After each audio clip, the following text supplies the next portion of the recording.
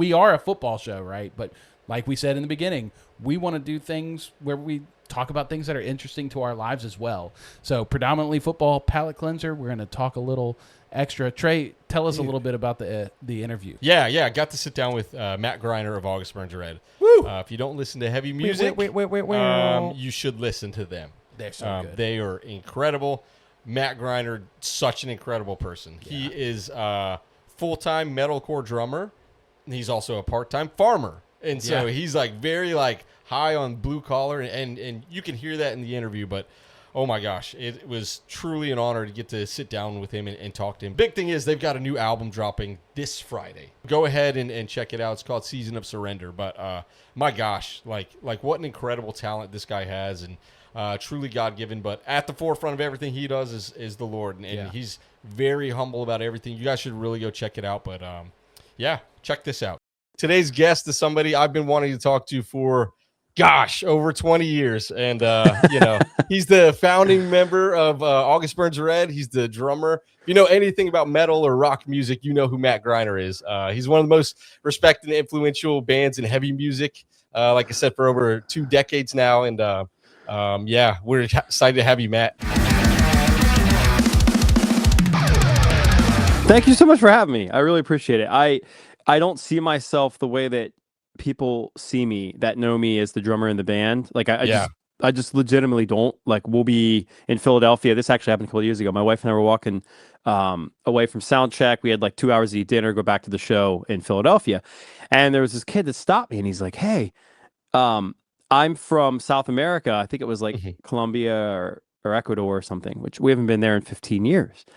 And he said, "Man, please come back. I came from there." I think he was living in the States for a bit. I can't wait to see you play tonight. You're my favorite drummer.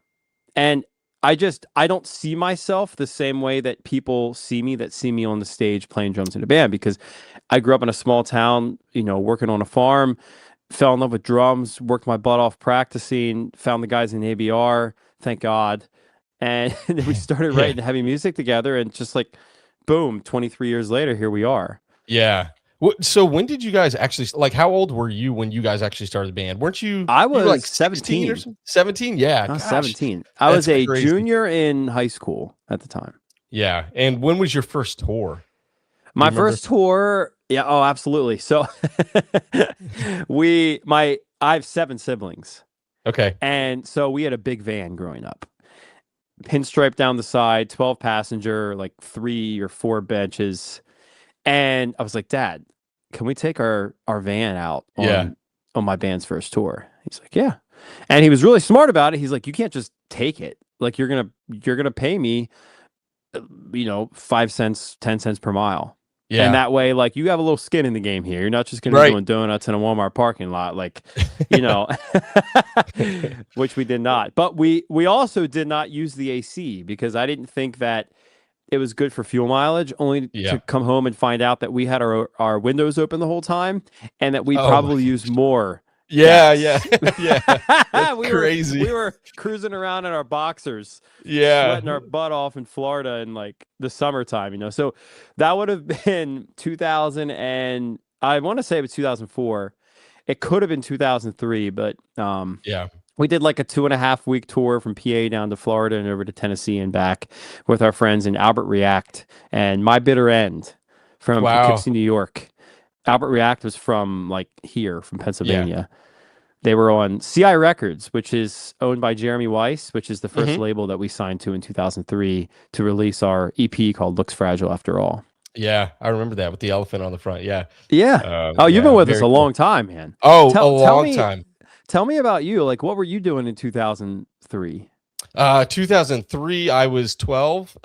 Okay. but actually, that was that's when I started to get into music and started finding music. And how I found out about you guys actually was I went into FYE, and I heard Endorphins. And when you put on the headphones and it would play like a little 30-second clip. I heard I guess it was probably JB going or whatever it was in Endorphins. JB. And so I went back to my dad. I was like, Dad, I found this Christian band. Like, I got to get the CD. And he was like, oh, there's no way they're a Christian band, because he saw the cover with the skull on it. And he was like, there's no way. And I was like, I promise you they are. And so he got me that album, and I've been hooked ever since. And then my gosh, and then you guys blew up with Messengers, obviously, like blew up with Messengers. Everybody I know. Was Thrill Seeker, did you listen to Thrill Seeker in like a Christian bookstore called like Berean, or where did you hear no it was in well, I don't know if you guys had FYE in it was FYE. Okay, it was FYE. So, yeah so we had like we had a local Christian store called Provident Bookstores, and I think they sold to Berean, but that's where I would go. Oh man, you just saying put on headphones. They had like these CD players in the store, and you go in and be like, okay, I want to check this CD out. And they would have them open. Obviously, you open it up, you put the CD in, and track 1, track 2. And the CDs for me are my favorite way to listen to music. I actually I'm actually not signed up on Spotify or Apple Music. My wife is, but I use YouTube. If someone sends me a song, hey, check out the song, like that's typically where I listen to my music. But man, I love the CD era. And of course it's because that's when I fell in love with music. It was just really special to me. Like, put your CD in your aftermarket CD player in your car, my Behringer, put it in there, turn it up. Like, it's so many good memories that are associated with that. Yeah, for sure. My first car was a 1993 Ford Escort, and I remember it was this piece of crap car. Like, I got it from somebody. It was somebody who moved down and came to our church from New York, and so the whole bottom had been rusted out because of all the salt and everything. During the winter months, and I remember it was terrible. Like, it got totaled because they thought the engine was going to fall out the bottom. Like, that's what happened. It was rough. But I had like the sickest stereo in that thing. Like I went in and I rewired everything and put a whole bunch of speakers in it. And of course, man, it was just City. Awesome. Yeah, Crutchfield was the magazine that I ordered stuff through. Sure, I was just like, I was just in love with all, like, that section of my life. I fell in love with drumming, and then it was just all about listening to my metal CD, my metalcore CDs, and I would burn CDs. I had like a whole jewel case, I think that's what they're called, just like 50 CDs, like blanks, and I would burn and Sharpie, Poison the Well on the front, and I put it in my car. I'm like, wow. And like, there were songs out of order, so like to this day I still think that song's first, even though it's like not even on the album. right. That's funny. I did a lot of the same stuff. I held on to my CD binder in my car for probably way longer than I should have. Like way longer, well into like the 2010s. Like, wait, you got rid of it? Yeah. Well, I just don't carry it around. It's probably in storage somewhere, but I have no idea. My wife is coming back. Yeah. Oh my gosh. Yeah. Cool. Well, you kind of hit on this earlier. And I did want to, this was like my main question I wanted to ask you, but everybody, kind of knows you as, like, outside of you, obviously, like, a lot of people know you as, the drummer of August Burns Red. My parents don't know anything about metal or rock or like anything like that, but they know who Matt Greiner is. And because like, I'm such a huge fan of you, and I've been listening to you for 2 decades. Like, you're like the guy that I talk about when I talk about this style of music. But how dangerous do you think it is when people start to identify you as, such and such versus the man? Like, what do you think about that? It's a great question. I think it's not good for your brain to be told how awesome you are at an early age. I mean, I have a lot of empathy for celebrities. I mean, I am not a celebrity. It's all relative, right? Like, I have some level of fame, I guess, where people might recognize me at a show or at the mall or something.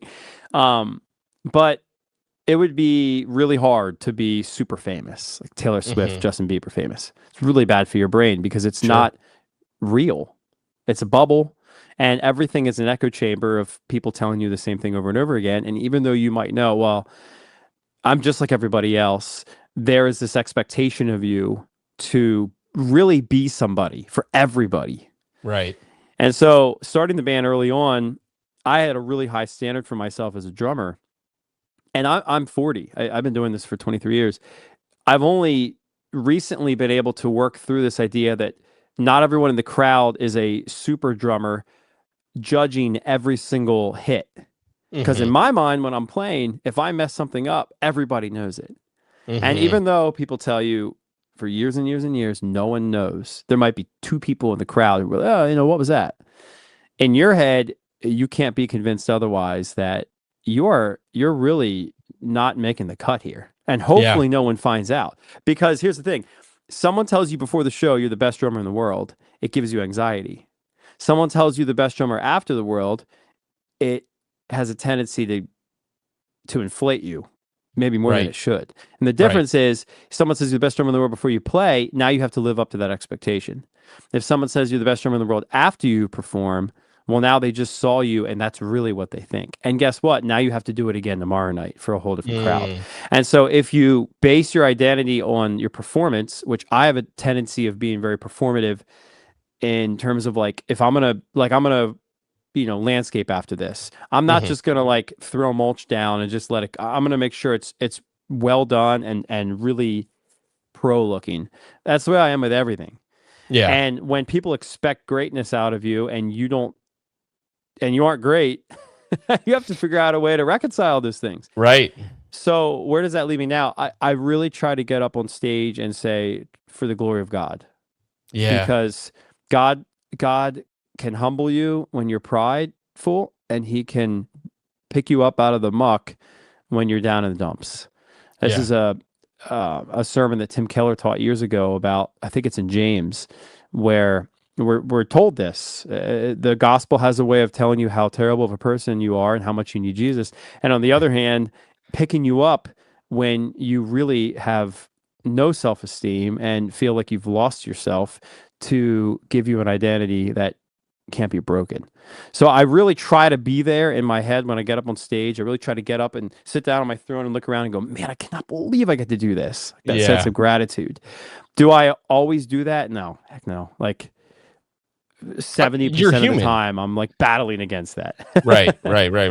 Yeah. I think that grace and mercy like should always kind of be at the forefront of your mind, and then with that comes humility, right? I think that we should be humble about where we do come from, which is the Lord, right? And so I just think I don't know.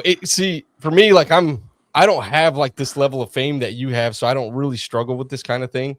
But if somebody does gas you up or say, you're really good at something, I play drums for church, and people come up to me and they say, oh, you're really good. But like this past Sunday, oh my gosh, we got off the metronome, just for like a little bit. And I was like, oh, they're probably all throwing up in the audience. Yeah. Oh my gosh. And no one knew. Yeah. No one knew. And nobody knew. Exactly. Nobody said anything. We got off, this guy like fist bumps me, and I was like, oh, praise to the Lord. Right. Yeah. Dude, we played a show recently at Sonic Temple Festival. So it was like Bring Me and Tool and Shine Down were the headliners. Wow. The band before us was the Ghost Inside, and Andrew is such a phenomenal drummer. Yeah, he's so naturally gifted, and man, the guy's been through hell, and come out stronger. But he told me, he's like, yeah, man, I really haven't practiced a whole lot recently, and I was like, oh my gosh. I told Adam, my tech, I'm like, that like gets in my head because I practice like 2 hours a day leading up to a tour. And I get up there and I do my job. But then I see Andrew just crush it. And he's like, yeah, I've played once since December. It's like, huh? Like, what am I doing here? All that to say, don't let that fist bump from that guy who didn't know you got off the click take away your motivation to practice, because it still matters. Right. It still matters, just because your tendency might be like, oh man, like no one really knew. I guess I can just like phone it in next time. No. Oh, no, trust me. When this happened, we were not like, oh yeah, let's let this slide. We were like, that was not good. Like we need to correct that. Because I do think that, people can get lackadaisical, but the Bible tells us to, put everything into it, as if you're serving the Lord. Right. So, so there are a couple of things that I wanted to ask you for a couple of years now. First of all, how do you stay in such great shape on the road? And I'll say that because when I was younger, in my early 20s, we did a couple tours in the band that I was in at the time, and man, we would just eat so terribly. And I know that part of that is self-control, right? And but my gosh, I just imagine after 20 years I'd be a balloon if I would, if I had stayed on the road. But how do you do it? So yeah, it's a great question. We used to eat such crappy fast food. Like we look back on that, we're like, oh my gosh, we ate like Wendy's and McDonald's and Taco Bell, and not anymore. We eat very healthy. Actually, I would say just as healthy as I am at home, and my wife's a great cook. Yeah. But for me, my job playing drums is a workout. I intend on getting back to the gym here this week, but I'm also off for the summer, and I don't want to have a dad bod. So playing drums at a high level for an hour, like pushing yourself, sweating your butt off, that's good. But it's only one part of it. Going to the gym for an hour a day is only one part of it. You have to keep the momentum up and keep going. And that's really my lifestyle on tour. I kept it going. I was teaching every day, like we were talking about. I did 111 drum lessons. That was about 3 to 4 a day. Crazy. One private and then a group, which means I set up, taught again, tore down, sound check, meet and greet, and then your show. And when I'm on tour, I am in a different gear. Like I'm on. Like I'm really focused, and I wish I had an off switch. It'd be more relaxing. But it's crazy, man. I just had some blood work done, and some blood pressure, like just a typical like health checkup. Sure. And my pulse was coming down, 60s into the 50s, and the guy goes, "What do you do for like? Are you an athlete?" And I was just why? Like, how can you tell that? He goes, because most people are 60 to 100.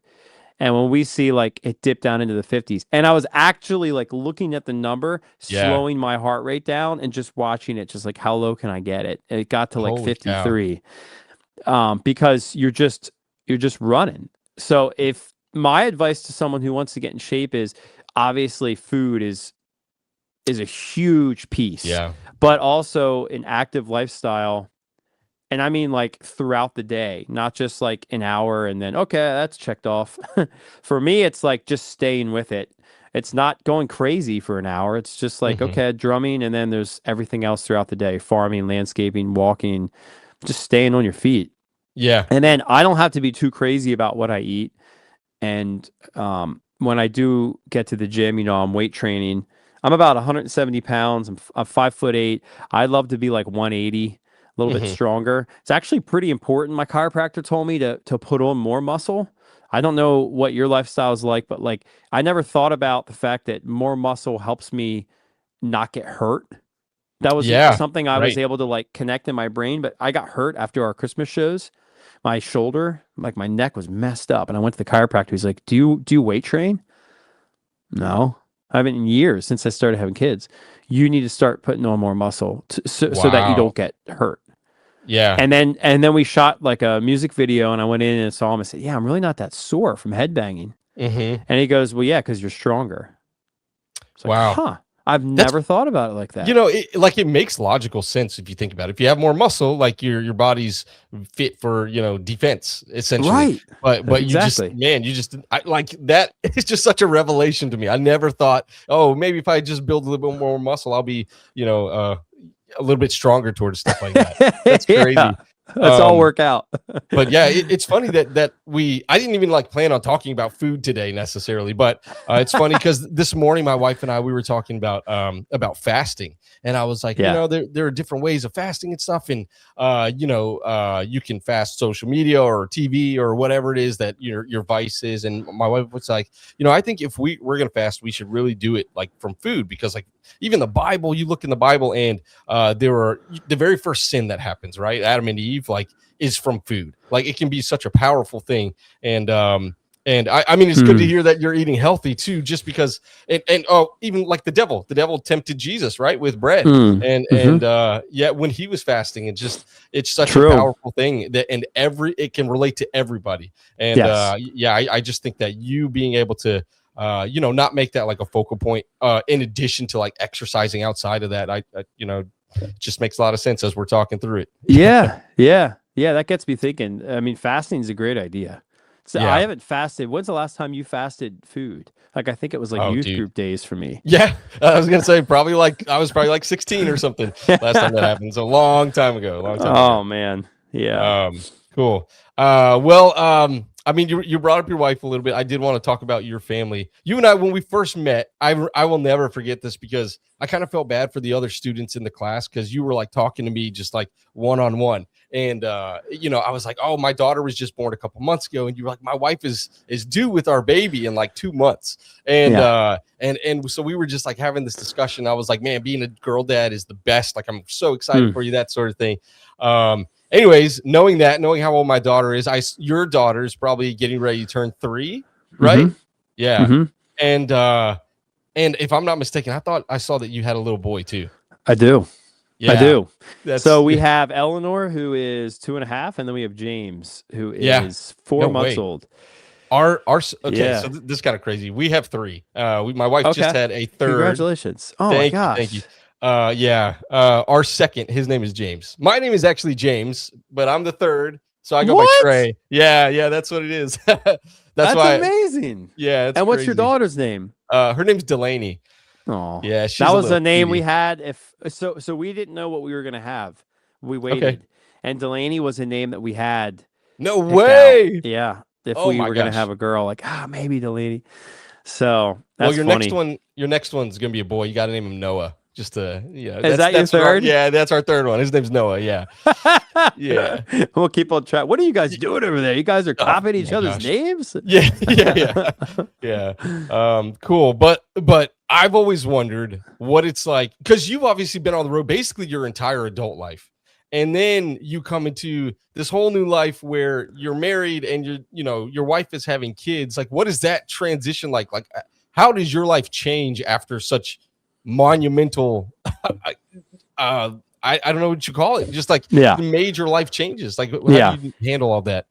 You go from living for yourself to living for someone else, and that means when I'm on tour, I miss my family like crazy, but I have this good feeling that this is for more than just me playing drums well that night or for a good drum lesson and making some extra money.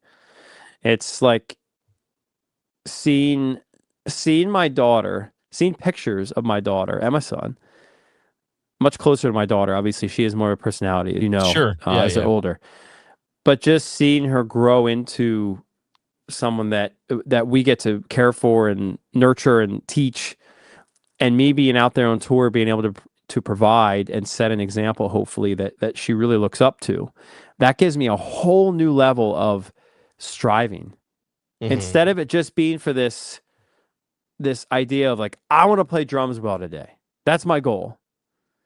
Now it's like, I want to play drums well, sure. And also, I kind of want to learn how to dance because my daughter loves dancing and I'm terrible at it. And we'll turn on Frozen and she'll put on her little princess dress and she'll pick out a dress shirt for me. And I just want to like figure out how to do this so that we have great, like, I want to be better at this thing that I never had any desire to be good at. Your world becomes bigger, and it's bigger because it's not just about you. You're now looking out at other people, which of course is really good for me because going back to what we talked about at first, everything about this career, if you let it, will just let you focus on you. People are praising you. You're great. You're doing awesome. There's pictures of you. There's videos of you. You have social media. You're posting about yourself. People are commenting there. You're great. You're awesome. Can't wait to see. Like, you're signing autographs, and it's just a cycle of you. And guess what? It's not fulfilling. I mean, it is on a level of like, wow, I'm really fulfilled doing this thing God gave me to do with my life, and I love being able to do it with the guys in my band, and our fans rule. But like when it's centered on you, there's really no payoff. It's just sort of this empty pit that you're trying to fill. And the second I became a parent, there was a whole new level. It's like the best I could do with drumming was here, and having a kid was already in excess of the peak level of drumming. And I hadn't even done anything. It was just like, we have a kid. Like, I'm a dad. Yeah. And it's my daughter.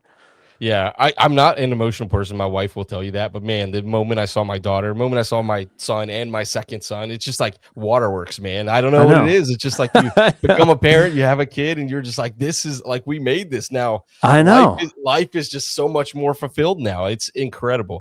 Yeah, Does she like it's August true. Burns Red? She, I don't think she's like aware of it yet. Yeah, She's seen yeah, us yeah, play a couple times. We don't really talk about it a whole lot at home. She definitely knows like daddy plays drums, daddy goes on yeah. tour. The most recent thing was this. This was funny. We'd be like, 3 more shows, 3 more sleeps, daddy's home. 2 more shows, 2 more sleeps, daddy's home. All of a Mhm. sudden, I called her and I said, Eleanor, she had just woken up. Eleanor, 0 more sleeps, 0 more shows, daddy's coming home. And I just hear this.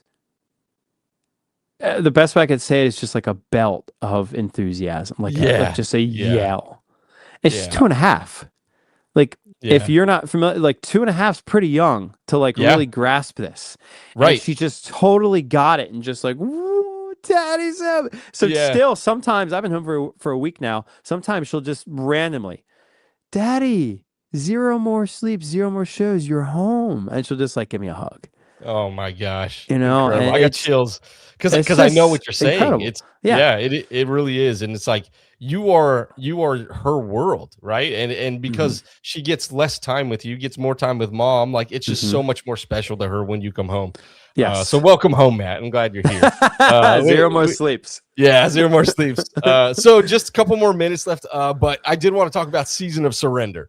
Yeah. So what can we expect? This is your new album, but for those not listening, or those who aren't watching, and Yeah. listening, Seasons of Surrender is the new August Burns Red album. So stoked to hear this. What can fans and newcomers alike expect? Yes. Thank you for asking this question. We're so excited for this album. It's only like 2 more weeks and it's out. Yeah. And this is an album that I'm more excited about than any album personally since Leveler, which is Wow. 2011. The reason for that is I put more effort into drumming on this one. I didn't procrastinate. I worked ahead. I recorded all the drums into Pro Tools, actually here in my studio, set under Cool. the guy. So I had all my parts worked out. I was able to play the song start to finish in the session, which made them feel more complete versus like, okay, we're just going to piecemeal this song. I don't really know this song. Let's figure it out. Like, we were able to, we didn't actually like tweak a bunch of stuff because I did pre-production on drum, like basically because I recorded drums, but I was able to write parts that I think I recorded better because I knew them better. There was more Mm, intentionality. I hit harder. The parts are better, and I think everyone else did that too. I'm really mm, proud of our guys for the amount of time they spent. It's really about time. How much time are you willing to spend combing over these parts over and over again? yeah. And then ultimately, Dustin and JB writing the songs, I think that they pulled from that original strain of like Messengers Constellations era, especially in terms of the breakdowns, and that's I'm a huge fan of that stuff. I Yeah. love breakdowns. I love odd time signatures. It's why I fell in love with metal. There's more of that on this, and it's a straight ahead metalcore album. I really think based on the 2 songs we've been playing live, people are going to love it. Yeah, yeah. Well, I mean, the 3 singles that I've heard, my gosh, they're incredible. I've Thank already got you. it I appreciate pre-saved that. and everything, man. So I'm excited. Cool, man. I mean, if your kids listen to this 20 years from now, what would you hope that they learned about you? Oh That would man, be my last one. that I love them. Yeah, That all this is, it's amazing I get to play drums and do this, but it's really nothing compared to the joy and honor of being a dad. yeah, And that's my greatest job. That's my greatest calling in life. And I'm just really grateful. I don't deserve the life I have. I think about that all the time. And I'm just really grateful that I get to have this life and get to be a dad and be a drummer in a metal band that I started when I was 17 yeah, yeah, and come on people's podcasts and radio shows like yours and talk about it. Cause it's like, I know a gazillion people who are way cooler than me that should be on shows like this, talking about their jobs and their work. Like, I'm a roofer, mm, or I work in HVAC, and like, you're working your tail off. Yeah. And you're going into people's houses when they're uncomfortable and making them comfortable. Like that is actually incredible that you do that every single day. Yep. It's my job. But and a lot of my friends are in the blue collar world for that reason, I think, because it's just just hard work. And so I feel grateful that I get to have a spotlight that I do. And for the time I have it, man, I hope I can glorify God and do a good job with it. Yeah. Love that. Man, this is awesome. I seriously appreciate your honesty and your humility, man, and of course your time. But of course, yeah, thank you, dude. I'm rooting for your show. I'm stuttering as I'm saying. I'm rooting for your show and and for all the success you're having. And I hope to do another lesson one day. That'd be awesome. Yeah, we'll do it. We'll hook it up. I seriously want to do that. Yeah. Okay, but, cool. But yeah, Season of Surrender by August Burns Red drops June 5th. You guys check it out. Matt Greiner, thank you, man. Appreciate it. Thanks for having me. Appreciate it.